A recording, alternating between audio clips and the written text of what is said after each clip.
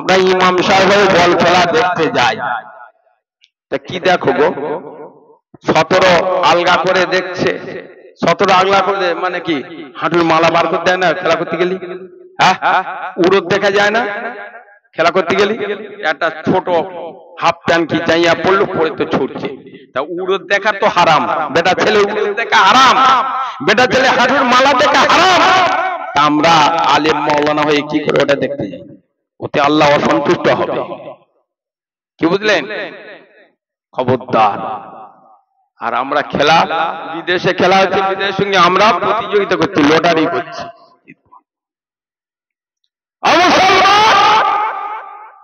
দুই নম্বরে এই ব্যক্তির উপরে আল্লাহ অসন্তুষ্ট, যে মেয়ে ছেলেটা স্বামীর বাড়ি গেল আর এলো, স্বামীর ঘরে এলো গেল, যে স্বামী ওই মেয়েটা তার বিবি তার স্ত্রীর ব্যবহারে,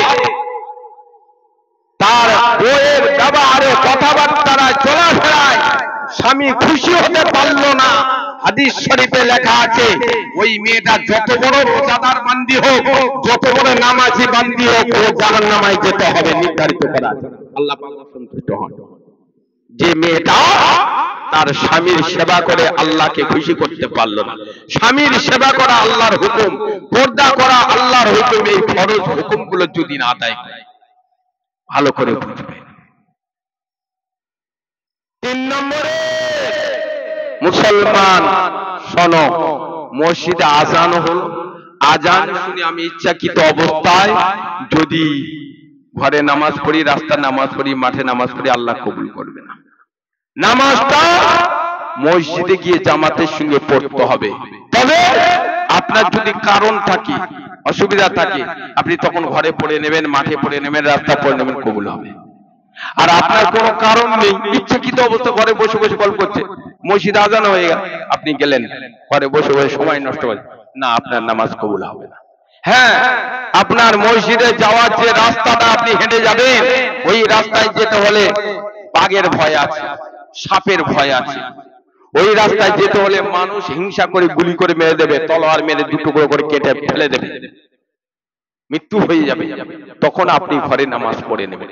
আর যদি ভয় ভীতি যদি না থাকে, আপনাকে মসজিদে যেতে হবে। আমরা যারা নামাজ পড়ি এটা তাদের জন্য, আর যারা নামাজ পড়ি ওদের তো সব মাপ, সব মাপ। নামাজ যারা পড়ে না সব মাপ হয়ে গেল, ওরা একদম ঈমান কিনে নিয়ে বসে আছে, একদম জান্নাত কিনে নিয়ে বসে আছে। নামাজ না পড়লি জান্নাত, নামাজ না পড়লি ঈমান আমাদের আছে, আমরা ঈমানদার, ঠিক আছে। কে এরকম কিছু মুসলমান তো বলে। আমার মুসলমান ভাইরা একটু সাবধান হয়ে যান, চলুন নামাজি হন, দিনদারি হয়ে যান। লোকমান হাকিম তার ছেলেদের কিভাবে বোঝাচ্ছেন কোরআনে আয়াত তুলে, তা লোকমান হাকিম তার ছেলেদের নিয়ে বোঝাচ্ছেন, কি বলছেন? এই ছেলেরা শুনে রেখে দাও, জেনে রেখে দাও, আমি লোকমান হাকিম দুনিয়াকে বিদায় নিয়ে কবরে চলে যাব, কবরে কাউকে ছাড়বে না, কবরে যেতে হবে। ছেলেরা, আমি চলে যাবার পরে, মৃত্যু হবার পরে, আমার টাকা পয়সা যা আছে, জমি জায়গা যা আছে, বিল্ডিং বালাখানা যা আছে, সব তোমরা, সব ছেলেরা মিলে ভাই ভাই মারামারি করবে না, অশান্তি করবে না, সমান ভাবে ভাগ করে নিয়ে তোমরা দুনিয়ায় জীবন যাপন করে আল্লাহকে খুশি করে বাজার বন্দী করবে। লোকমান হাকিম ছেলেদের ওয়াজ করে বোঝাচ্ছেন, বাবারা, আমার নামে এত জমি জায়গা, আমার নামে এত টাকা পয়সা ব্যাংকে রয়েছে, আমার নামে এত গাছপালা, ফিশারি, মাছ আছে, হ্যাঁ, গরু ছাগল হাঁস মুরগি আছে, গাড়ি বাড়ি আছে, তোমরা সমান ভাগ করে নেবে, তোমরা কেউ কারোর কষ্ট দিও না, সৎ উপদেশ নিয়ে চলবে। ছেলেদের বলে যাচ্ছে।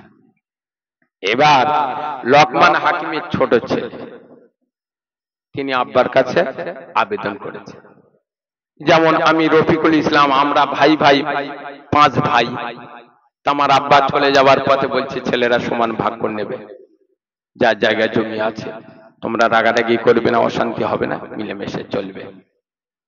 আমাদের ছোট ভাই তা লোকমান হাকিমের ছোট ভাই কি বলছে? আব্বার কাছে আবেদন করেছে। কি আবেদন? আব্বা, আব্বা, আব্বা, দুনিয়াতে আপনি চলে যাবেন গো, আমি তোমার ছোট ছেলে, আমি তোমার ছোট বেটা, দুনিয়াতে চলে যাব। আব্বা, বড় ভাই দুনিয়াতে অনেক বছর আগে এসে আপনার সংসারে খাওয়া দাওয়া করে, ব্যবসা বাণিজ্য কারবার করে, চাষবাস করে, চাকরি করে বালা বিল্ডিং খানা বানিয়েছে, অনেক জমি জায়গা গাড়ি বাড়ি করেছে। আব্বা, মেজো ভাইও তাই, সেজো ভাইও তাই। আব্বা, আমি তোমার ছোট বেটা, আমার তো এখন কিছু হয়নি, বিয়ে শাদী হয়নি, আমার জায়গা জমি গাড়ি বাড়ি কিচ্ছু নাই, আমি কাজকর্ম কিচ্ছু করতে পারি না। ও আব্বা জান, আব্বা জান, আমি তোমার ছোট বেটা, তুমি দুনিয়াতে চলে যাবে, সমান ভাগ করবে, ওদের অংশ বেশি হয়ে যাবে, ওদের সংসার দাঁড়িয়ে গেছে, আমার সংসার তো এখনো হয়নি, আমি অভাবে আছি। আব্বা, আমার নামে একটু জায়গা বেশি দেবে কিংবা কিছু টাকা আমার নামে বেশি দেবে। ছোট ছেলে আব্বার কাছে আদর করছে। আব্বা, ওরা তো অনেক কিছু পেয়ে গেছে, চাকরি বাকরি কাজকর্ম ব্যবসা বাণিজ্য করেছে, জায়গা জমি কিনেছে, আমি তো কিছু করতে পারিনি, ওদের বিয়ে শাদী হয়েছে, ছেলে পুলের বাপ হয়েছে, আমার তো এখন বিয়ে হয়নি। আব্বা, আমার একটু কিছু দেবেন? বলছে না, সব সমান ভাগ করি। বলছে আব্বা, আমি তো তোমার ছোট ছেলে, তুমি তো আমার বড় ভালোবাসো, আমি তো তোমার ভালোবাসি, কারণ বড়র ভালোবাসো বেশি, ছোটও ভালোবাসো, ওদেরকে সমান ভালোবাসো, ওরা তো অনেক কিছু পেয়েছে, আমি তো পাইনি, আর সমান ভাবে ভাগ করলি, ওরা তো বেশি পেয়ে গেল, আমি তো কিছু পেলাম না, কি পাবো? আব্বা, একটু বেশি হবে না? বলছে না। বলছে খুব ছোট ছেলে কান্নাকাটি করছে আব্বার কাছে, আব্বা একটুখানি বেশি দেবে না? আব্বা, তুমি চলে যাওয়ার পরে আর বেশি পাবো না, আব্বা তুমি দাও না, আমি তো তোমার ছোট ছেলে, অন্তত একদিকে 10 কাঠা বেশি করে দাও, আমি কি করে খাবো, আমি তো কাজ কাম কিছু জানি না। এভাবে ছেলেটা আবদার করছে। তখন বাপের মাথায় একটু লেগে গেল, সত্যি তাই, বড় ছেলে, মেজো ছেলে, সেজো ছেলে, নসেজো ছেলে, এরা অনেক কিছু করেছে, এদের সংসার হয়ে গেছে, একটু সংসার হয়নি, তাহলে সত্যি তাই একটু বেশি পাবে, দেবো কোথাতে? আমি সমান ভাবে ভাগ করতে বলেছি, কোরআনের আইন, আমি কি করে বেশি দিই? এই বলে এখন আব্বা বলছে, এই ছেলেরা, ছোট ছেলে আইকা নাম ওর, তা আইকা বলছে একটু বেশি চাচ্ছে, তা আমি তোদের বলছি জমি জায়গা গাড়ি বাড়ি সব ভাগ করবি, একটা টাকা আছে অমুক জায়গায়, আমি ওর কাছে পাবো। তো ওই ব্যক্তিটা কাছে বারবার গেছি, ঘুরে এসে আমার টাকা দেয়নি, তো ওই ব্যক্তির কাছে যে টাকাটা পাবো, যদি ওই আমার ছোট বেটা গিয়ে যদি আদায় করে নিতে পারে, তাহলে ও নিগে, আর বাকি তোমরা সমান দেবে। তখন আর সব ছেলে বলছে, আব্বা ও টাকা তুমি আদায় করতে পারোনি, আমরাও আদায় করতে পারিনি, বারবার গিয়ে ঘুরে এসে, তা ছোট ভাই যদি গিয়ে ওই টাকাটা যদি আদায় করে নেয়, নিতে আমাদের কোনো দাবি নেই। এই দাবি নেই তো? বলছে না। বলছে এই জায়গা জমি সব সমান ভাগ করে দিবি তো? বলছে হ্যাঁ। ওই টাকাটাও বেশি নিয়ে যদি আদায় করতে, বলছে তাহলে ঠিক আছে। এবারে আব্বা বলছেন, এই আইকা, তুই যাবি ওই যে অমুক জায়গা নদীর ধারে অমুক লোকের বাড়ি, অমুক লোকের বাড়ি গিয়ে যদি ওই টাকাটা তার কাছে আদায় করতে পারিস, ও আমার কাছে ধার করে নিয়ে গেছে, ওই টাকাটা তুই বেশি করে নিবি, যা। বলছে ঠিক আছে আব্বা, ওই টাকা আমি আদায় করে দিয়ে আসবো। বলছে যাওয়াটা কঠিন, ফিরে আসাটা কঠিন, খুব মুসিবত দেখা দেবে, ওই মুসিবতে বাঁচতে হলে 2 রাকাত সালাতুল হাজতের নামাজ পড়বি, আল্লাহ বাঁচাবে, তবে কয়েকটা উপদেশ দিচ্ছি, মেনে নিবি, উপদেশ ছাড়া চলবি না। ভালো করে শুনুন মায়েরা, বোনেরা, ছেলেরা, ভাইরা। এবারে লোকমান হাকিমের ছোট বেটা আইকা, উনি এবারে চলে যাবেন, টাকা আদায় করতে চলে যাবে, এমন সময় তো আব্বা বলছেন, আইকা ওই যাওয়ার পথে আমি কিছু নসিহত করছি গো, তুমি যখন আমার ঘর ছেড়ে চলে যাবে, মাঠ পাড়ি দিয়ে সামনের গ্রাম পৌঁছাবে, ওই সামনের গ্রামে হেঁটে হেঁটে যেতে একটা বড় বট গাছ পড়বে, ওর পাশে একটা ঝর্ণার পানি বেয়ে আসে, ওই জায়গায় যেন তুমি যাবে না, ওই বট গাছের ছাওয়ায় গিয়ে বসবে না, বড় বড় বিপদ আসবে। ছেলে রে আইকা ওই গাছের গোড়াতে আল্লাহ পাকের একজন দরবেশ, আল্লাহ পাকের একজন বন্ধু, উনি ওই গাছের গোড়াতে বসে বসে আল্লাহ আল্লাহ আল্লাহ আল্লাহ আল্লাহ নামে জিকির করবে, কালেমা শরীফের জিকির করবে, দরুদ শরীফের জিকির করবে, কোরআন শরীফ তেলাওয়াত করবে। তুই ওই গাছের ছায়ায় গিয়ে বসবি না, ঠান্ডার পানি পান করবি না। তবে শুনে রেখে দি, যদি ওই গর্বে তোকে দেখতে পেয়ে ডাকে, তুই ওই পরমেশের উপদেশ মেনে চলবি, আল্লাহ তোর মুসিবতকে বাঁচিয়ে দেবে। আয়েশা বললেন ঠিক আছে আব্বা, এটা বিধান মেনে নেব। 2 নম্বরে আব্বা আবার ছেলেকে নসিহত করে বলছেন, তুই আমার ছোট বেটা, 2 নম্বরে নসিহত করি, তুই আমার গ্রাম ছেড়ে বড় মাঠ পাড়ি দিয়ে যখন সামনের গ্রামে চলে যাবি রে টাকা আদায় করতে, ওই গ্রামের ভিতরে একটা সুন্দরী মহিলা মেয়ে ছেলে আছে, তোর সঙ্গে বিয়ে দিতে চাইবে রে আইকা, তুই ওই গ্রামের মেয়েটাকে বিয়ে করবি না, বিয়ে যদি করবি তোর বড় মুসিবত দেখা দেবে। এ আইকা রে, তুই যখন ওই গ্রামে যাবি তোকে জিজ্ঞাসা করবে তোমার নাম কি, তোমার বাপের নাম কি, পরিচয় নেবে তোমার বাড়ি কোথায়। তুমি যখন বলবে আমি লোকমান হাকিমের বেটা, যখন বলবে ওরে আইকা, তোকে এত কদর করবে, এত সম্মান করবে, এত তারা আহ্বান করবে, ওর সেবা করবে, খেদমত করবে, খেদমত করে ভালোবেসে ওদের গ্রামের সুন্দর মহিলা, সুন্দর গর্ভবতী বিশাল অর্থশালী ব্যক্তির মেয়ে তোকে বিয়ে দেবে, তুই ওই মেয়েটাকে খবরদার দিয়ে শুনে রেখে দে। 3 নম্বরে নসিহত করি,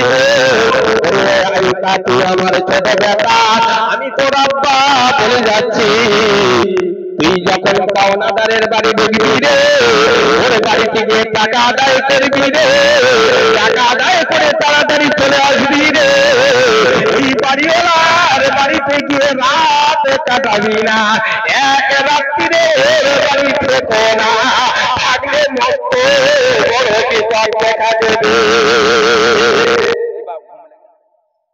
করে দেবো, ঘুম লেগেছে? ভাল লাগছে না? আমার ওয়াজটা কি ভুল হচ্ছে? কোরআনের ওয়াজ করছি। বলছে ওই গ্রামে গিয়ে যার কাছে টাকা পাবি, তার কাছে টাকা দেয় করে ওর বাড়িতে রাত কাটবি, ও কিন্তু বিশাল যত্ন করবে তোকে। ঠিক আছে আব্বা, তাই হবে, আমি মেনে নিচ্ছি। চললাম, এবার চলেছে। আইগা চললেন, হাঁটতে হাঁটতে হাঁটতে হাঁটতে বিশাল পরিশ্রম হয়েছে। এখনকার সময় কত গরম পড়ছে, রোদ পড়ছে বলুন। একটা বড় মাঠ যদি আমাদের এই মনসুর মধ্যে আমরা তোলার গ্রামে ওঠা যায়, মাঠ পাড়ি দিয়ে কত কষ্ট হয়, যেতে যেতে খুব কষ্ট হচ্ছে। সামনে একটা বড় বট গাছ দেখতে পেয়েছে, ওই বট গাছের গোড়ায় গিয়ে আরাম করব। বট গাছের ছায়া তো ঠান্ডা হাওয়া, ভালো ছায়া পাবে, ওখানে গিয়ে একটু বসবো।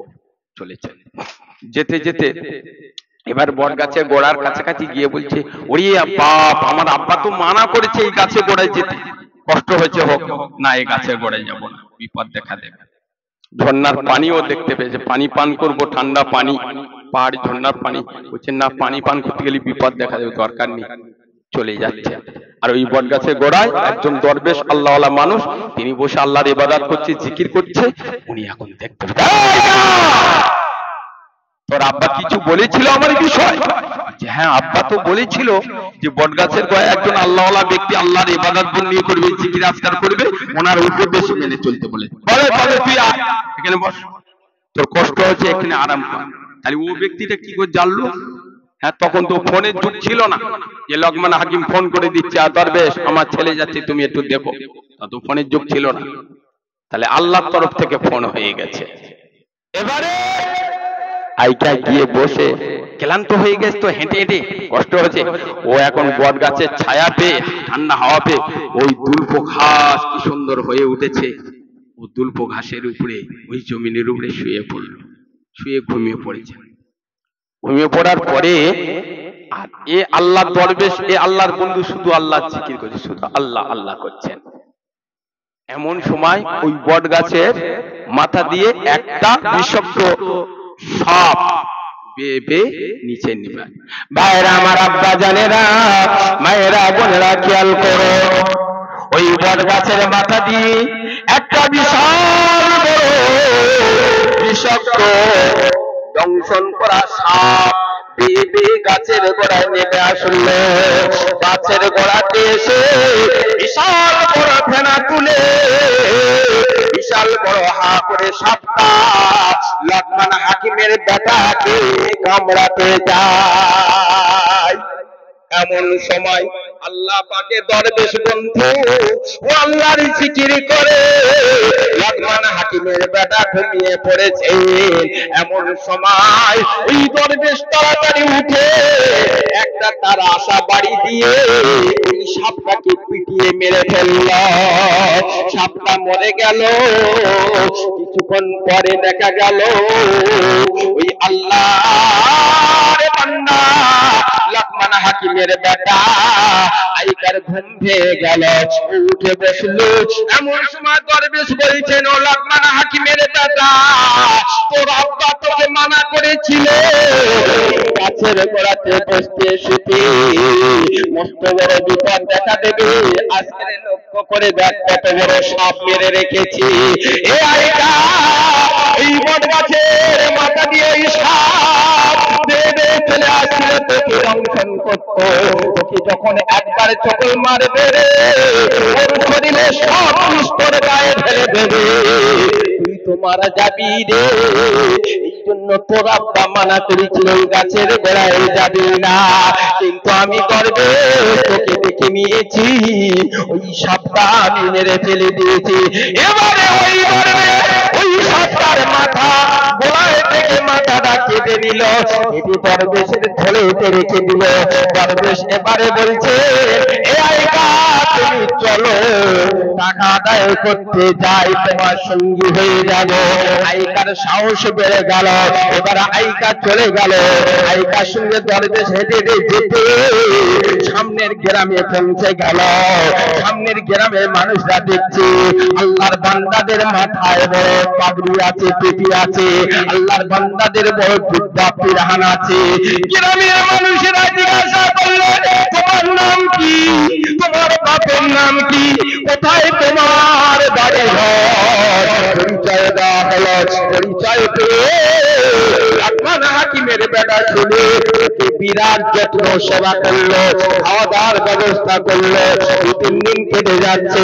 গ্রামের মানুষরা এবারে লোকমান হাকিমের বেটার কাছে আবেদন করলো, বাবা, তুমি তো লোকমান হাকিমের বেটা, আমাদের গ্রামে একটা সুন্দরী মহিলা আছে, এত সুন্দর দেখতে, সারা পৃথিবীর নারী জাতিদের প্রতিযোগিতা করলে 1 নম্বরে যাবে ওই মেয়েটা, সবচেয়ে বিশাল পুরস্কার পাবে। মেয়েটা দেখতে বড় সুন্দর, ভালো, ওই মেয়েটা তোমার সঙ্গে বিবাহ দেব। বলছে, মাথা খারাপ, আব্বা তো মানা করেছে, আমি বিয়ে করব না। যে বিয়ে করতে হবে, বলছে বিয়ে করব না। এমন সময় দরবেশ বলছে, এ আইকা, আমি হুকুম দিচ্ছি তুমি এই গ্রামের মহিলাটাকে বিয়ে করো। বলছে, আল্লাহ, আমার আব্বা বলেছেন দরবেশের কথা মতো চলবে। তবে দরবেশ যখন হুকুম দিয়েছে, তবে তোমাদের গ্রামের মেয়েটাকে আমাকে বিবাহ দাও। ওই মেয়েটা বিশাল ধনবতী, ধনাঢ্য ব্যক্তির মেয়ে, বিয়ে শাদী হয়ে গেছে। এমন সময় বিয়ে হয়ে যাবার পরে এই দিন গত করে রাতটা হলো বাসর ঘর। ওই শিক্ষার রাত্রিরে আরে যারা ওই মেয়েটার সঙ্গে ঘাটের বুড়ি হয়ে আসে, যারা সঙ্গে ভাবি হয়ে আসে, ওদের একটা স্বামী স্ত্রীর আনন্দ আছে, আহার নাচ নিয়ে ননদ নন্দাই নিয়ে গল্প করে। এমন সময়তে রাত গল্প করতে করতে গভীর রাত হয়ে গেল। ওই মেয়েটার সঙ্গে যারা আছেন সকলে বলছেন, ওরে নাচ জামাই, ওরে আমার নন্দাই ভাই, এক কাজ করো, গভীর রাত হয়ে যাচ্ছে, আর গল্প করলে হবে না, একটু ঘুমাতে হবে, একটু আরামের বিছানায় যেতে হবে। ওই ঘরে তোমার বিবি আছে, আর কেউ নাই, এই ঘরে গিয়ে তুমি আরাম করো। তিনি বলছেন, না না, আমি ওই ঘরে যাব না। বলে, কি বাবা, তোমাকে বিবাহ দিয়েছি, ওই ঘরে স্বামী স্ত্রী এক ঘরে থাকতে হবে। বলছে, না না, এরকম তোমার বিবাদ আছে। বলছে, না না, থাকতে হবে। এইভাবে যাচ্ছে সময়তে আইকার সঙ্গী দরবেশ বলল, ওরে আইকার শোনো, গোপনে ডেকে নিয়ে বলছে, আমার এই ব্যাগের ভিতরে যে সাপের মাথাটা আছে, এই সাপের মাথাটা দিচ্ছে, তুমি সাথে করে নিয়ে চলে যাও ওই ঘরে, বিবি, তোমার বিবির ঘরে, তোমার বিবির ঘরে থাকবে, তোমার বিবির সঙ্গে আনন্দ ফুর্তিতে সারা রাত গল্প করবে, রাত কাটবে, আসবে না, খুশির গল্প হবে। ওই খুশির গল্প হতে হতে তোমাদের স্বামী স্ত্রীর যখন মিলনের উত্তেজনা শুরু হয়ে যাবে, এই টাইমে তুমি ঝট করে মিলনের কাজ করবে না। এই টাইমে আমি বলে দিচ্ছি, মস্ত বিপদ আসবে। এই টাইমে এই যে তুমি তোমার হাতে যে সাপের মাথাটা দিচ্ছ, এই সাপের মাথাটা নিয়ে একটা পাত্র চাইবে তোমার বিবির কাছে, একটা পাত্রের উপরে এই সাপের মাথাটা রেখে আগুন ধরিয়ে দেবে। যখন আগুনে দাউ দাউ করে ধোঁয়া আবার হবে, ওই ধোঁয়াটা তোমার বিবিকে বলবে, দিদি রে, এই ঘরে তুমি আর আমি আর আমার আল্লাহ, এই ঘরে আর কেউ নাই। এই যে পাত্রের উপরে আগুন জ্বালিয়েছি, ওই পাত্র আগুন নিভে গিয়ে যে ধোঁয়াটা হবে, ওই ধোঁয়াটা দিবি তোমার স্থানীয় একটু ধোঁয়া নিতে হবে, তারপরে তোমার সঙ্গে আমার মিলনের কাজ হবে। এমন সময় রাতের বেলায় গল্প করতে করতে রাত চলে যাচ্ছে, স্বামী স্ত্রীর শরীর উত্তেজনা শুরু হয়ে গেল। এমন সময়তে বিবি বলছে, কি ব্যাপার, কি ব্যাপার, এতক্ষণ গল্প হচ্ছে, তুমি কি বুঝতে পারো না? বিবি বলছেন, বুঝতে পারছি, একটা পাত্র নিয়ে এসো, হয় বাটি বাসন নিয়ে এসো। একটা বাসন এনে দেওয়া হলো, ওই বাসনের উপরে সাপের মাথাটা রাখা হলো, আগুন ধরিয়ে দেওয়া হলো। ধোঁয়া যখন হয়, দিদিকে বলছেন, দিদি, তুমি তোমার একটু গুপ্ত স্থানে সাপের ধোঁয়াটা একটুখানি নিতে হবে, তারপরে তোমার হক আমার হক আদায় হয়ে যাবে। তাই করলেন। তাই যখন শুরু করে দিয়েছে, সঙ্গে সঙ্গে ওই মেয়েটা, অনুমতি মেয়ে, ওই সুন্দরী মহিলাটা একটা বিশাল আকারে চিৎকার করে আগুনের পাশে অজ্ঞান হয়ে শুয়ে পড়ল। কিছুক্ষণ পর মেয়েটা অজ্ঞান থেকে যখন চেতনা হয়ে গেল, জ্ঞান ফিরে গেল, শরীর সুস্থ হয়ে গেল। এমন সময়তে যখন চিৎকার করে উঠল, ওই মেয়েটা অজ্ঞান হয়ে গেল। ওই মেয়েটার শরীরের ভিতরে একটা বিষাক্ত কীট সাপের ন্যায় ছিল। ওই সাপটা বার হয়ে এসে এই আগুনে পড়ে ছটফট করে মারা গেল। এবারে কিন্তু ওই গ্রামের কিছু মানুষ বাঁশ কেটে রেডি করেছে, কাপড় কিনে রেডি করেছে, আর গোসল দেওয়ার পানি রেডি করেছে, আর মসজিদ থেকে খাটিয়া পাতায় করে বয়ে এনে ওই মেয়েটার বাড়ির সামনে হাজির করে দিয়েছে। ইতিপূর্বে একাধিকবার কয়েকটা বিবাহ শাদী হয়েছিল ওই মেয়েটার সঙ্গে। যে কটা পুরুষের বিবাহ হয়, যখন পুরুষ স্বামী স্ত্রী মেলামেশা করতে গিয়ে ওই নারী জাতির শরীরের ভিতর বিষাক্ত কীট বার হয়েছে, ওর স্বামীকে কামড়ে ওর স্বামীকে ধ্বংস দর্শন করে মারা গেছে, অনেকে বেটা ছেলের কবর দিতে হয়েছে, তাই এরা কবর খোলার কাজ, গোসলের পানি আনার কাজ, আপন কেটে ব্যবস্থা করে, ছেলি পাশ কেটে ব্যবস্থা করে রেখেছে। সকাল হবে লাশ বার করে খাটিয়ায় চড়িয়ে কবরখানায় গিয়ে কবর দিতে হবে। এরা সকালবেলা রেডি হচ্ছে। ভাইরা আমার বাবাজি, এবারে যখন এই কাজগুলো হয়ে গেল, স্বামী স্ত্রী মিল মহব্বত ভালোবাসা মিলন হয়ে গেল, রাত্রে এবারে ভোরের দিকে ঘুমিয়ে পড়েছে। সকাল হয়ে গেল, সকাল হয়ে গেল, কিছু যুবক ছেলেরা এসে ঘরের দরজা ধাক্কা দিচ্ছে, ঘরের দরজা খোলো, দরজা খোলো। দরজা খুলতে চায় না। মেয়েটি আওয়াজ দিচ্ছে, তোমরা কারা? তোমরা চলে যাও, চলে যাও, আমাদের কাল বিয়ে হয়েছে, আমরা স্বামী স্ত্রী এই ঘরে আরামের বিছানা আরাম করছি, তোমরা এই ঘরে এসো না। বলছে, আরে মারা গিয়েছো তো কবর দিতে হবে, কয়েকটা পুরুষের সঙ্গে তোমার বিয়ে হলো, সব তো মারা গেছে, আর ও পুরুষটা কি বেঁচে আছে, ওর কবর দেবে, বার করে দাও। বলছে, না না না, মরিনি মরিনি, বেঁচে আছে, বেঁচে আছে, বেঁচে আছে। যে ঘরের দরজাটা খুলে দাও, একটু করে দেখি ও মারা গিয়েছে কিনা। এমন সময় ওই আইকার বিবি ঘরের দরজা খুলল, দরজা খুলে আর যুবক ছেলেরা ঘরের ভিতরে প্রবেশ করে আইকাকে ডেকে বলছে, আইকা তোমাকে কবর দেওয়া রেডি হয়ে গেছে। আইকা চিৎকার করে উঠে বলছে, কি খবর, কেন কবর দেবে? আমি তো কোনো অন্যায় করিনি, তোমরা জোর করে তোমাদের মেয়েদের বিয়ে দিয়েছো। বলছে, কি বাবার মূল্য না, সব চলে গেল, যে অবাক কাণ্ড। এমন সময়তে আইকা এবার ছুটে এসছে দরবেশের কাছে, দরবেশের কাছে এসে রাতের ঘটনা সব খুলে বলল। তখন দরবেশ বলল, গো আইকা, এর আগে অনেক পুরুষ বেটা ছেলের সঙ্গে ওই মেয়েটার বিয়ে হয়েছিল, কিন্তু মেয়েটার যার সঙ্গে স্বামী স্ত্রী মিল হতে গেছে, ওই অবস্থায় ওর যত সব মারা গিয়েছে, কবর হয়ে গেছে, ওরা কবর দেওয়ার জন্য রেডি। কিন্তু মস্ত বড় বিপদ আসবে, তোমার আব্বা বলেছিল, আমি সব শুনেছি, আল্লাহ তরফ থেকে এই বিপদ থেকে বাঁচার জন্য আল্লাহ ব্যবস্থা করে দিয়েছে।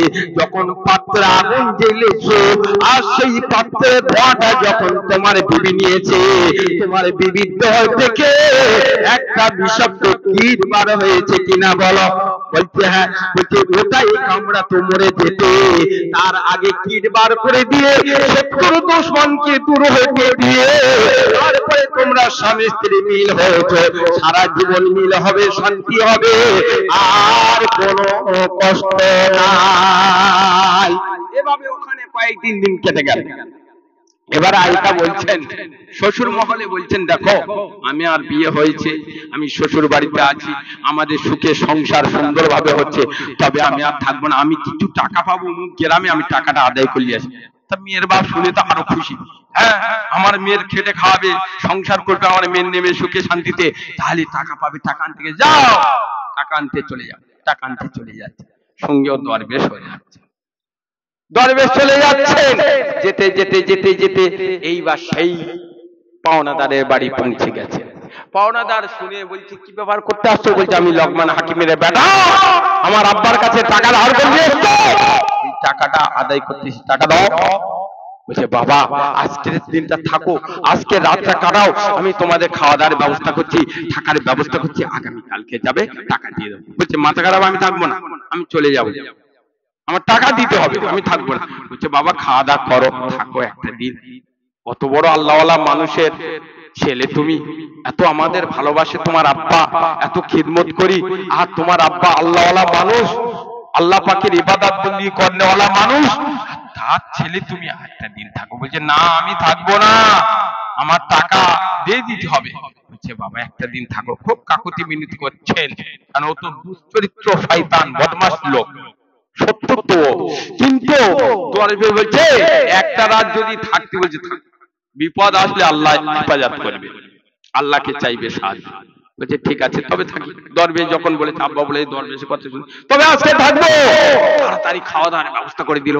রাত হয়ে গেল, তাকে থাকার ব্যবস্থা করে দিল। সুন্দর একটা ঘরে রুমে তাদের দুজনকে শুইয়ে দিল। বলছে এই ঘরে শোও। আর ওই টাকা পাওনাদারে একটাই ছেলে ছিল। ওই ছেলেটা, ওই পাওনাদারের ছেলেটা এনে যে রুমে যে ঘরে শুয়েছে এই দরবেশওয়ালারা, ওর পাশের ঘরে ওই পাওনাদারের একটাই ছেলে ওকে শুইয়ে দিয়েছে। বলছি তুইও এখানে ঘুমা। এই বলে বাড়িওয়ালা চলে গেল বাড়ির ভিতরে। চলে গিয়ে গভীর রাত হয়ে গেল। বাড়িওয়ালা ভাই যার কাছে টাকা পাবে ওই পাওনাদারের ব্যক্তি গো একটা বড় লম্বা ধারণা তলোয়ার হাতে তুলে আসে। গভীর রাতের বেলায় ধারণা অস্ত্র নিয়ে এসে দেখছেন বাবা এই রুমে আমার ছেলেকে ঘুম করে দিয়ে গেছি, কম্বল মুড়ি দিয়ে ঘুমায়। ওই বলে ওই দরবেশদেরকে ঘুম পড়িয়ে দিয়ে গিয়েছি, ওরা কম্বল মুড়ি দিয়ে ঘুমায়। কিন্তু রাতে বেলায় দরবেশ চাইকাকে দেখে চাইকারে এই ঘরে আর ঘুমাস না, রাতের বেলা বিপদ আসছে, ওই বিপদ থেকে বাঁচতে হলে ঘর পাল্টাতে হবে।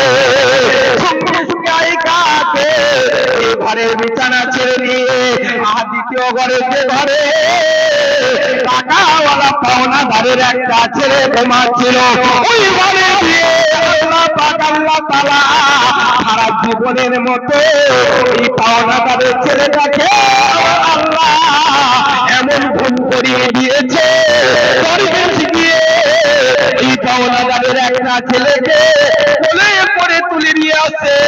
কিন্তু পাওনাদার টাকাওয়ালার ছেলের ঘুম হয় না।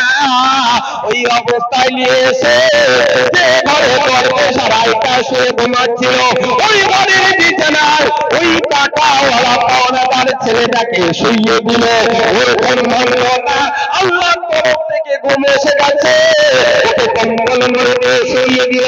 এমন সময় দেখা গেল মুসলমান ছেলেরা, ও মুসলমানেরা শুনে রেখে দাও, এবারে যে ঘরে আইকা ওই ঘরে ওই পাওনাদার ব্যক্তি ছেলে ঘরে কম্বল মুড়ি দিয়ে ঘুমায়। এমন সময় গভীর রাতের বেলায় ওই টাকাওয়ালা পাওনাদার ব্যক্তি বড় তলোয়ার হাতে করে নিয়ে এসে এমন সময়তে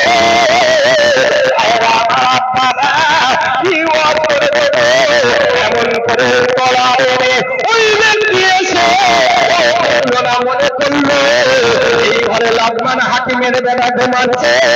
ওই অবস্থায় এসে ওই তলোয়ারটা তুলে আর ছুঁইতে ওই লাকমান হাকিমের বেটার গলাতে মেরেছে। তো টুকরো হয়ে গেল। ওই অবস্থা কম্বল মুড়ি দিল, কম্বল মুড়ি দিয়ে ওই নদীর পানিতে ফেলে দিয়ে বাড়িতে গিয়ে ঘুমায়। মনে করলে লম্বানা হাকিমের বেটার কেটে ফেলে দিয়েছি, মাদার করেছি, নদীর পানি ফেলে দিয়েছি। এমন সময় সকাল হয়ে গেল। সকাল বেলাতে বেলা উঠে গেল। এ দরবেশ আইকা উঠে নামাজ পড়েছে, নামাজ পড়ে আল্লাহর কাছে বলছেন আল্লাহ পাক মস্ত বড় বিপদ দেখা দিয়েছিল এই রাত্রিরে, এই মস্ত বড় বিপদ থেকে আমার আল্লাহ আপনি বাঁচিয়েছে। এই বলে শুকরিয়া আদায় করে আল্লাহর ইবাদত বন্দি করে। এমন সময় বাড়িওয়ালা টাকাওয়ালা এমন সময় বুড়ি বুড়ি পায়ে এসে দেখছে সেই দরবেশ আল্লাহ হাকিমের বেটা নামাজের বাড়িতে বসে বসে হাত তুলে আল্লাহ পাকের দরবারে মোনাজাত করে। বলুন সুবহানাল্লাহ। ও মুসলমান ভাইরা, লাকমান হাকিমের বেটাকে দেখে ওর চক্ষু চরকাস হয়ে গেল, ওর মাথায় ভেঙে পড়ল বাস। ও ছেলের ঘরে গিয়ে আর ছেলেকে খুঁজে পায় না। কি সর্বনাশ করলাম, কাউকে কিছু বলল না, ও তাড়াতাড়ি ঘরে যাচ্ছে। হাকিমের বেটা বলছে ও পাওনাদার গো, ও পাওনাদার করো না। আমার আব্বা জানের কাছে টাকা তুমি ধার করে নিয়েছো, এই টাকাটা দিয়ে দাও, দিয়ে দাও। সর্বনাশ হয়েছে, বিপদ হয়েছে। তুমি মানুষকে সর্বনাশ করো, তুমি মানুষকে বিপদে ফেলো, তুমি মানুষকে ক্ষতি করো, তুমি মানুষের প্রতি হিংসা করো, তুমি মানুষকে অত্যাচার করো, মানুষের উপরে জুলুম করো। তাই আল্লাহ পাক থেকে তোমার ঘরে বড় মুসিবত দেখা দিয়েছে গো। কিছু না বলে দৌড়ে গিয়ে বলছি তোমরা চুপ করো, ঘরে গিয়ে কিছু না বলে তাড়াতাড়ি সেই পাওনাদার যত টাকা পায় সব টাকাগুলো এনে হাকিমের দাদার হাতে দিয়ে বলছে বাবা তোমরা চলে যাও, চলে যাও, কারো সঙ্গে কিছু বলবে না। এমন সময় ভাইরা এবারে দেখুন মানুষ মানুষের উপরে যদি হিংসা করো, ভাই ভাইয়ের উপরে যদি হিংসা করো, পাড়া প্রতিবেশী মানুষের উপরে যদি হিংসা করো, বলে দিচ্ছি কোরআনের বিধানের আইনে লেখা আছে এই মুসলমানেরা তোমার পাশের বাড়ি হিন্দু ভাই বাস করে, তোমার পাশের বাড়ি খ্রিস্টান ভাই বাস করে, তোমার পাশের বাড়ি আদিবাসী হিন্দু ভাই বাস করে, মা বোন বাস করে। খবরদার খবরদার কোন হিন্দু ভাই থেকে হিংসা করবে না।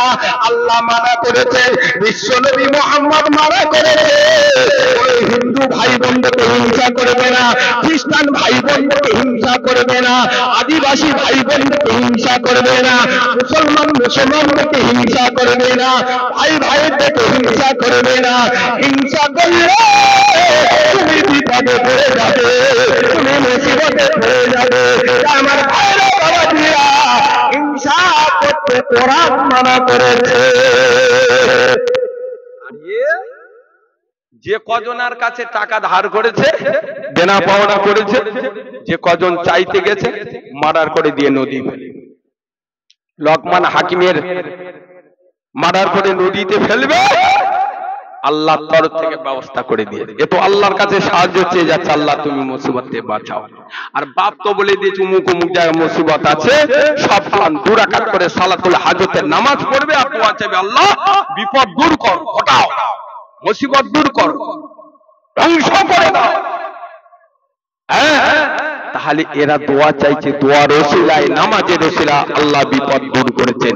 এই মুসলমান ছেলেমেয়েরা তোমরা বিপদ আসার আগে নামাজ পড়বে কিনা, বিপদ থেকে বাঁচার জন্য দোয়া চাইবে কিনা। কত বড় মুসিবত আসছিল, এবারে খুব মুসিবত, খুব বিপদ, এই বিপদ থেকে বাঁচতে হলে আল্লাহ সাহায্য চাইতে হবে। আমার ভাইয়েরা বাজারেরা, এবারে লোকমান হাকিমের বেটা টাকা নিয়ে তার স্ত্রীর ঘরে চলে আসলো, শ্বশুর আলার এসে ওখানে 2-1 দিন থেকে বলছে আমি ঘরে যাব।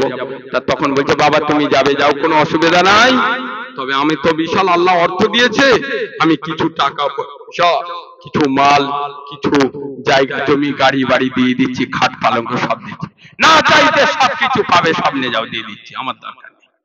আর এখন আমরা ছেলের বাবু খালি চাওয়া শুরু করে দিয়েছি, আমি চাই না, বড় জামাই চেয়ে বসেছে, আকার ইঙ্গিতে বলে যাচ্ছে, গুরু গাদায় ঘা ঘষে কিছু চাই না, দাবি কিছু নেই।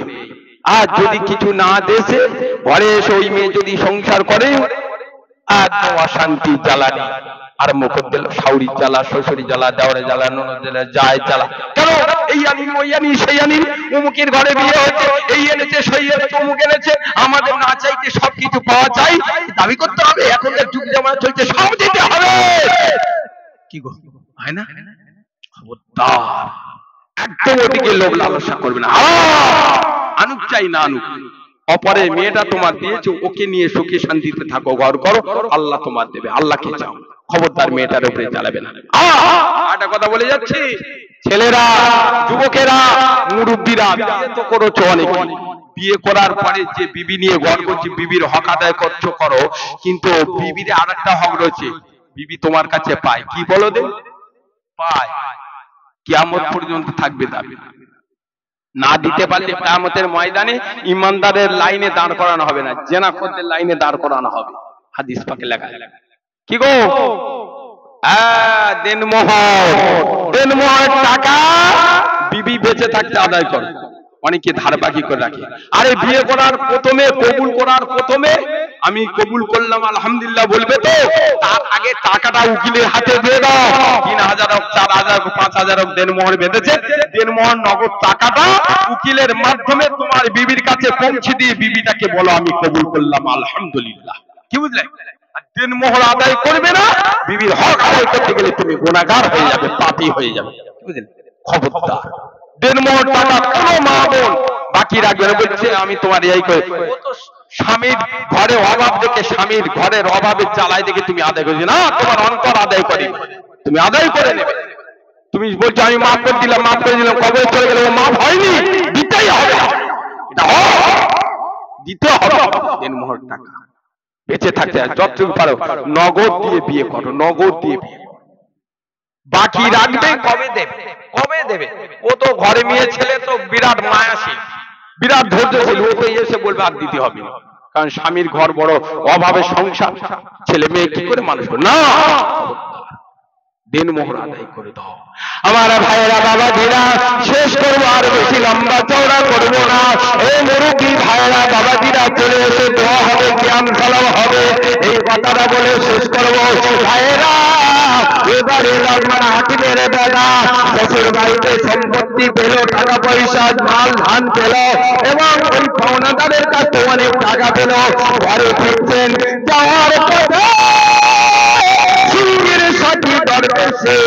দরবেশ বলছে বাবা আইকা, আমি এবারে চলে যাব, আর তোমার সঙ্গে এতদিন ছিলাম, এবার আমি বিদায় নেব বাবা, আমি তোমার বিবি নিয়ে সুখে শান্তিতে আজীবন যাপন করবে। এই কথা বলার পরে উনি চলে যাবে। আইকা বলছে হুজুর, হুজুর, আমার এত মাল, এত টাকা, এত সোনা গয়না পেয়েছি, এর অর্ধেকটা তুমি নিয়ে তোমার ঘরে যাও, বাকিটা আমার থাক। এমন সময় ওই দরবেশ বলে দিচ্ছেন না না না বাবা, তোমার কোনো মাল, কোনো টাকা পয়সা আমাকে দিতে হবে না। এই বটগাছতলা আমি বসেছিলাম দরবেশ রূপে, আমি তো দুনিয়ার মানুষ নয়, আমি হলাম আল্লাহর ফেরেশতা। আজ করুনি, আজ করুকুম ওয়াসকুরুনি ওয়ালা তাকফুরু। আল্লাহ পাক, আল্লাহ তাআলা বলেছেন বান্দা তুমি আমাকে স্মরণ করবে, আমি আল্লাহ তোমাকে স্মরণ করব। বান্দা তুমি যখন বিপদে পড়বে আল্লাহ বিপদ থেকে বাঁচিয়ে নেব, কারণ তুমি আমার ইবাদত বন্দেগী করো। তাই আমার আল্লাহ পাক, আল্লাহ তাআলা বড় বড় মুসিবত থেকে বাঁচাবার জন্য আমি ফেরেশতা আমাকে পাঠিয়েছিল। আল্লাহ পাক আমার ওসিলা দিয়ে তোমার বিপদ বিমারি মুসিবত থেকে বাঁচিয়েছে। টাকা পয়সা আমার লাগবে না, লাগবে না, আল্লাহ আমাকে পাঠিয়েছে, মানুষ রূপে ছিলাম আমি, আল্লাহ পাকের ফেরেশতা চলে যায়। এই মুসলমানেরা, তোমরা কালেমা পড়নেওয়ালা মুসলমান হও, তোমরা নামাজ পড়নেওয়ালা মুসলমান হও, তোমরা পর্দা পড়নেওয়ালা মুসলমান হও, তোমরা কোরআন পাক তেলাওয়াত পড়নেওয়ালা মুসলমান হও, তোমরা পরেশগারি মুত্তাকিন অবস্থায় মুসলমান হও। আমার আল্লাহ পাক, আল্লাহ তাআলা তোমাদের সাহায্য করবে। কত বড় শত্রু দুশমনেরা মানুষ রূপে হিংসা করে মারতে আসবে, অত্যাচার করতে আসবে, মার্ডার করতে আসবে, সত্যিকারের আল্লাহওয়ালা বান্দা বান্দি যদি হয়, আমার আল্লাহ ওই মস্ত বড় বিপদ থেকে বাঁচিয়ে তোমাকে বাঁচিয়ে দেবে। আর ওই যারা হিংসা করে মার্ডার করতে আসবে, মারতে আসবে, অত্যাচার করতে আসবে, ওরাই ধ্বংস হবে, ওরাই বিপদ হবে, ওরাই শেষ হয়ে যাবে। আমার মুসলমান ভাইরা, কয়েকটা আমলের কথা বলে দিচ্ছি, মরে যাব, মরে যাবে, এই আমলগুলো করবে, কবরে গিয়ে বাঁচবে। আমার বাবাজিরা, মরণের পরে কবে যখন শোনা হবে, আল্লাহর ফেরেশতা জিজ্ঞাসা করবেন মান রাব্বুকা মান দীনুকা ওয়া মান নবিয়ুকা। ওই সময়তে আপনাকে বলতে হবে রাদিতু বিল্লাহি রাব্বা ওয়া বিল ইসলামি দীনা ওয়া বি মুহাম্মাদিন নাবিয়্যা সাল্লাল্লাহু আলাইহি ওয়াসাল্লাম ওয়া বিল কুরআনি ইমামা ওয়া বিল কাবাতি কিবলাতা ওয়া বিল মুমিনিনা ইখওয়ানা। মুসলমান ছেলে মেয়েরা কবরে মুনকের নেকির জবাবটা দেবে। এই আয়াতটা পড়বে গো, এই আয়াতে কারিমাটা লেখা আছে গো, ফুরফুরা শরীফের জমিনে যাবে বসিরাত আল্লামার গোলামের হুজুরের দরবার শরীফে যাবে গো। ওখানে গিয়ে বলবেন দাদা হুজুর পীর কেবলার একটা নামাজ শিক্ষা দাও, কিংবা বসিরাত হুজুরের একটা নামাজ শিক্ষা দাও। এই নামাজ শিক্ষা 9 পৃষ্ঠাতে এই কবরের মুনকের নেকির সওয়ালের জবাবটা লেখা আছে। এই আয়াতে কারিমা পড়বে, আমল করবে, প্রত্যেকদিন মাগরিব নামাজ ফজরের নামাজ পড়ে সাতবার করে পড়বে, প্রত্যেকদিন 5 ওয়াক্ত নামাজ পড়বে। এই নামাজের বাড়িতে সাতবার করে যদি পড়ে আমল করতে পারে, এবার আল্লাহ পাক আল্লাহ তাআলা ওই আমলকারী ব্যক্তিদের জবানটা কবরে ফেলে দেবে। কবরে মুনকার নেকির জবাবটা তিনি দিয়ে দিতে পারবে। সুবহানাল্লাহ, আর জোরে হবে না সুবহানাল্লাহ? আমার মুসলমান ভাই, তাহলে আমি কি বললাম? কবরে শোবে যখন ফেরেশতা এসে জিজ্ঞেস করবে মান রব্বুকা মান দিনুকা মান নবিয়ুকা, বলো, তখন তোমার জবান খুলে বলতে হবে আরবিতে রাদিতু বিল্লাহি রাব্বা ওয়া বিল ইসলামি দীনা ওয়া বি মুহাম্মাদিন নাবিয়্যান সাল্লাল্লাহু আলাইহি ওয়াসাল্লাম ওয়া বিল কুরআনি ইমামা ওয়া বিল কাবাতি কিবলাতান ওয়া বিল মুমিনিনা ইখওয়ানা। না বললে কবরের ভিতরে একটা কয়েকশো কুইন্টাল ওজনের মুগুর তুলে মাথায় ঝাড়বে, আর সব ছড়িয়ে যাবে, মাথা ফেটে যাবে আর হাড়ি সব ছড়িয়ে যাবে। আর যদি বলতে পারো আর মারবে। এই দোয়াটা কোথায় পাবে? দাদা হুজুর পীর কেবলার লেখা, বসিরাত আল্লামা রুহুল আমিন হুজুর পীর কেবলার লেখা নামাজ শিক্ষা কিনবে। ওই নামাজ শিক্ষার 9 পৃষ্ঠায় এই দোয়াটা লেখা আছে। এই দোয়াটা সকলে শিখুন তো, আর ছেলে মেয়েদের, বিবিদের, ভাই বোনদের শিখিয়ে দেন, আমল করুন, কবরে বাঁচতে পারবে। নচেত বাঁচার কোনো লাইন নেই, এই বলেই দিচ্ছি। চলে যেতে হবে, একটু পরেশগারী অবস্থায় থাকো, পাক পবিত্র হালতে থাকো, ন্যায় নীতির উপরে থাকো, সত্য পথে থাকো, সত্য কথা বলো। হারাম আর হালাল একটু বিবেচনা করে চলো। হারাম মালের লোভ করোনি, হারাম মালের দিকে যেওনি, হারাম জিনিসের দিকে তাকাওনি, ওই দিকে পেচ্ছাপ করে দাও, ওইদিকে একদম দূর হটাও। খবরদার, চলে যেতে হবে বাবা, ছাড়বে না কবরে। আটা কথা বলি, অনেক মানুষ আছে, এই যে আমরা জানাজার নামাজ পড়ি না, জানাজার নামাজে আল্লাহর হুকুম দুটো আছে ফরজ, জানাজার নামাজের ভিতরে নবীর হুকুম 3টে আছে সুন্নাত। জানাজার নামাজে দাঁড়ায় অন্তত ফরজ আর সুন্নাতটা আদায় করবে সকলে, আমরা তো আদায় করি না। কি সুন্নাত আর কি ফরজ? জানাজার নামাজে দুটো ফরজ। শোনো, যখন আপনি জানাজার নামাজ পড়ার লাইনে দাঁড়াবেন, লাইনটা সোজা করে, কাঁধে সোজা করে, একটু বাম দিকে একটু চাপ হবে, ডান দিকে একটু হালকা হবে, খুব বেশি নয়, একটু বুঝবেন। যেন ডান দিকে 50 জন দাঁড়িয়েছে আর বাম দিকে অন্তত 52 জন 55 জন দাঁড়ায়, এইভাবে দাঁড়ায়, এটা নিয়ম। আর এমনি 5 ওয়াক্ত নামাজ, ঈদের নামাজের ক্ষেত্রে তুমি ডান দিকের কাতারটা বেশি লম্বা করবে, বাম দিকের কাতারটা হালকা করবে, কি বুঝলেন? আর শুধু জানাজার ক্ষেত্রে এটাই লেখা আছে বসিরাত হুজুর পীর কেবলার কিতাবে, বুঝলেন? আর দুটো ফরজ কি? তার লাইনটা সোজা করে দাঁড়ানোর নাম হলো আল্লাহর হুকুম।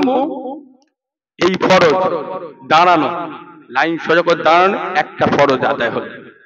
আর দ্বিতীয় নম্বর ফরজ আদায় হবে কিসে? ইমাম সাহেব যখন মনে মনে দোয়া পড়ে, যখন 4 বার তাকবীর মারবে, আল্লাহু আকবার, 4 বার জোরে আল্লাহু আকবার বলেন, ওই যখন ইমাম সাহেব বলবে, তোমরা মনে মনে ইমাম সাহেবের সঙ্গে তাকবীরটা পড়বে। ইমাম সাহেব যত বড় লম্বা করে বলছে আল্লাহু আকবার, ইমাম সাহেব 1 মিনিট ধরে বলছে আল্লাহ, আর তুমি 1 সেকেন্ড বলছো আল্লাহু আকবার, তাই না? আমরা জানি আল্লাহু আকবার বলতে, আল্লাহু আকবার বলতে না, ইমাম সাহেব টেনেছে 1 লাইন 1 আলিফ, তোমার 2 আলিফ টানো। ইমাম সাহেব দম ছেড়ে আল্লাহু আকবার বলে দম বন্ধ করে দিতে, তারপরে তুমি দম বন্ধ করো, তার আগে না, ইমাম সাহেবের পরে। তাহলে একটা ফরজ আদায় হলো লাইন সোজা করে দাঁড়ানো, আর 2 নম্বর ফরজ হচ্ছে 4 বার তাকবীর দেব আল্লাহু আকবার বলে ইমাম সাহেব, তোমরা মনে মনে ওইটা পড়বে আস্তে আস্তে।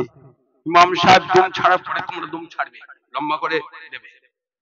আর তার আগে যদি দেশো নামাজ হবে না। এই এশারের নামাজ, জোহরের নামাজ, জুমার নামাজ, ঈদের নামাজ পড়ি তো আমরা মসজিদে অনেক সময়, তো ইমাম সাহেব যখন আল্লাহু আকবার তখন আল্লাহু আকবার বলে থাকে। ইমাম সাহেব ছাড়বি তাও চায়। ইমাম সাহেব আসসালামু আলাইকুম ওয়া রাহমাতুল্লাহ, আমি তার আগে আসসালামু আলাইকুম। ইমাম সাহেব কিন্তু চলছে ডান দিকে, আর আমি ছেড়ে দিলাম। হবে হবে না, ও আপনার একটু লম্বা করে টানতে হবে, দম নিতে হবে। ইমাম সাহেব দম ছাড়বে, তারপরে আপনাকে দম ছাড়তে হবে। ইমাম সাহেব আগে থেকে খালি নামাজই হবে না। বোঝা গেছে? তাহলে দুটো ফরজ আদায় হলো, জানাজার নামাজ, এগুলো জানতে হবে। কবে জানবে? আর সুন্নাত আদায় করতে হবে। জানাজার নামাজে সকলা সুন্নাত না আদায় করলে নামাজ হবে না। সুন্নাত হচ্ছে এটাই, আপনি যখন ইমাম সাহেব নিয়ত করে বলছেন আল্লাহু আকবার, আপনি নিয়ত করে বলছেন আল্লাহু আকবার, এবার ইমাম সাহেব মনে মনে দোয়া সানা পড়ছে, আপনাকে দোয়া সানাটা মনে মনে পড়তে হবে। কি দোয়া সানা পড়বে? সুবহানাকা আল্লাহুম্মা ওয়া বিহামদিকা ওয়া তাবারাকা ইসমুকা ওয়া তাআলা জাদ্দুকা ওয়া জাল্লা সানাউকা ওয়া লা ইলাহা গায়রুক। ও মুসলমানেরা, এই দোয়া সানাটা পড়তে হবে। এই দোয়া সানা যদি পড়তে না পারো, তোমার নামাজে যাওয়া বেকার, কবুল হবে না, সওয়াব পাবে না। বেকার নামাজ পড়ে কি হবে?